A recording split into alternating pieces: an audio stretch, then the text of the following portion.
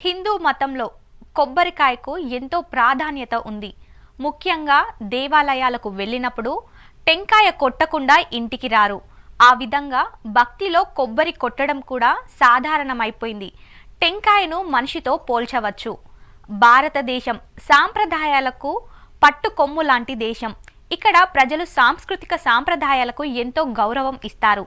ముఖ్యంగా హిందూ ధర్మంలో దేవాలయాలకు ఎంతో విశిష్టత ఉంటుంది.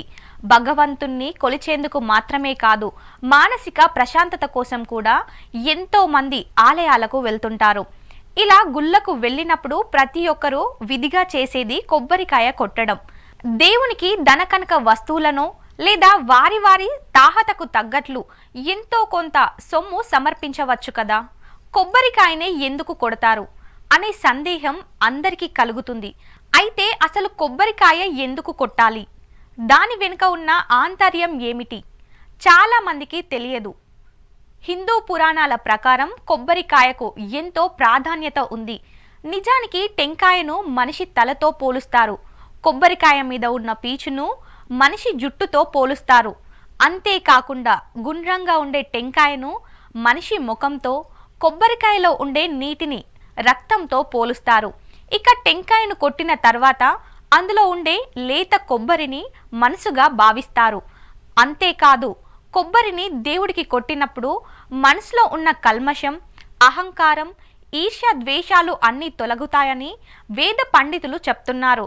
అందుకే కొబ్బరికాయను ఆలయంలో కొడతారు. కుళ్ళితే కంగారు పడాల్సిన పని లేదు. అంతేకాకుండా టెంకాయను కొట్టినప్పుడు కొంతమందికి పువ్వు వస్తుంది, మరి కొంతమంది కొట్టినప్పుడు లోపల పెరుగుగా కూడా కనిపిస్తుంది.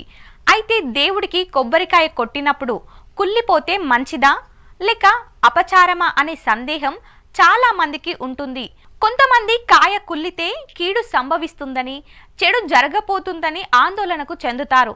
అయితే అంత ఆందోళన చెందాల్సిన పని లేదు. సానుకూల దృక్పథంతో ఆలోచించి మనసులోని కుళ్ళు ఈ రూపంలో వెళ్ళిందని భావించాలి.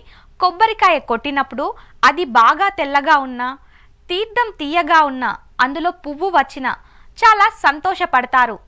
పువ్వు వస్తే సంతాన ప్రాప్తి.